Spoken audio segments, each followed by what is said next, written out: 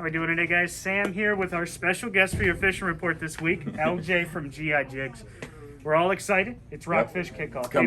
People are rushing out there tomorrow, and they're rushing out there to troll primarily. We're fishing a lot of umbrella rigs this time of the year, tandem rigs.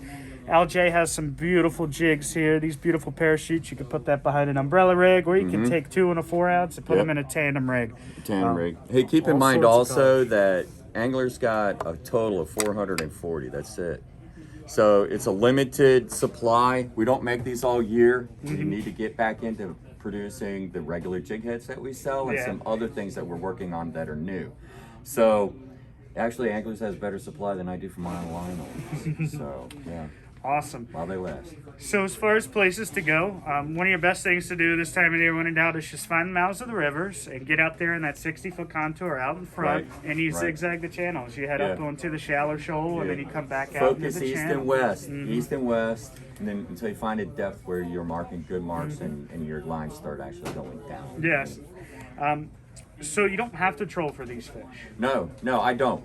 So everybody should keep in mind, those trollers out there are moving structure. They're your friends. Don't get mad when a charter captain comes and he's got his boards outside your boat.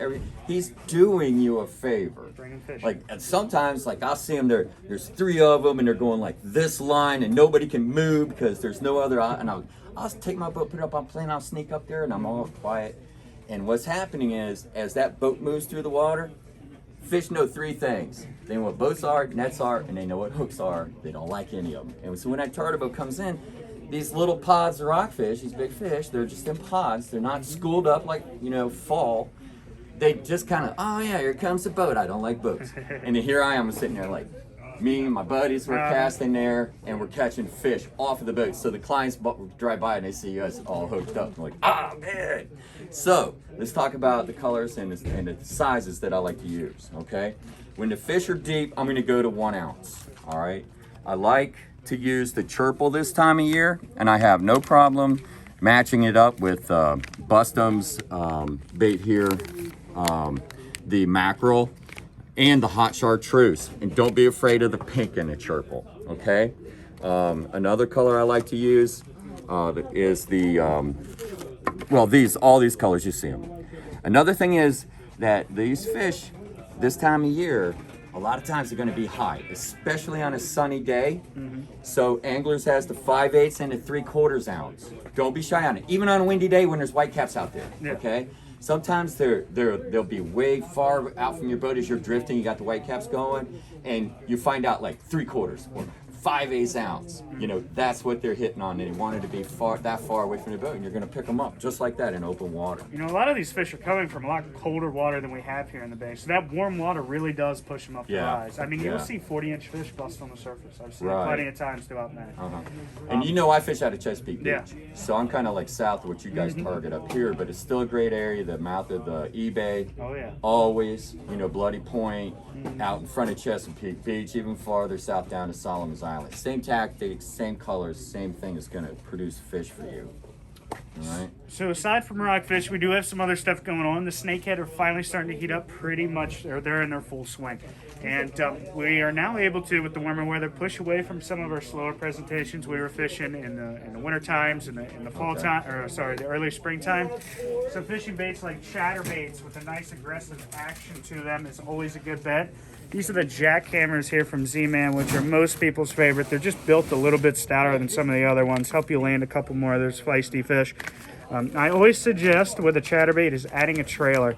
These here are my favorite trailer from Z-Man, the Razor Shads. They have just an awesome action behind there. You want to avoid putting a bait with too big of a paddle behind chatterbaits sometimes, because what happens if I have a huge paddle tail back here, it'll throw off the action of that blade out in front. And then it'll just kind of do all sorts of weird dives. You want that blade chattering away out in front to really pull this fish in. But the trailers here, nice elastic. You know what else I think this would work for? What was that? Trout. So why don't you go into I bet they would. Trout are starting to heat up a little bit. Yeah, not here yet. Yeah. I spent 2 days dedicated these past 2 days targeting trout, okay? Anglers has the cherry bomb. I love this for trout. I love it with the pearl. Okay, I like this color right here. I don't have it in a 3/8 ounce hair on a table. Match that up with the sexy mullet. Okay, and the pink lady. Put that pink lady on that sexy mullet too. Those are great. You know, go 3/8 ounce, 1/4 ounce. Get shallow water. Find riprap on the shoreline. James Island's got a lot of wood laying all over the place out there. Of course, Sharps Island, Flats. You're gonna at some point they're here. I just didn't get them. Yeah. So I know they're here. They're definitely starting to get heated up, though. Hopefully here in the next week It'll or so. come. we'll It'll see come. some. It's gonna come. It'll turn up. One surprise, though, bycatch when you're out there. We've heard of a couple flounder caught in those same areas where you'd be trout fishing, which is a lot of fun. Right. Flounder really like the shallows this time of the year, which could take you to some of the back bays, like behind Ocean City, Assateague, Chincoteague, Wachapreague. All those are great areas to target flounder this time of the year. When you have those high tides, you want to be targeting that shallow water stuff. That's coming.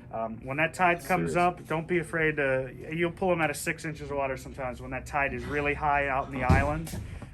When that tide falls down, though, you want to go out and fish the channel edges through those island areas. Absolutely. Wachapreague, I know from this week, there was a lot of fish caught if they could get around the wind. So there's plenty of flounder, plenty of stuff to do if you don't want to go chase the rockfish.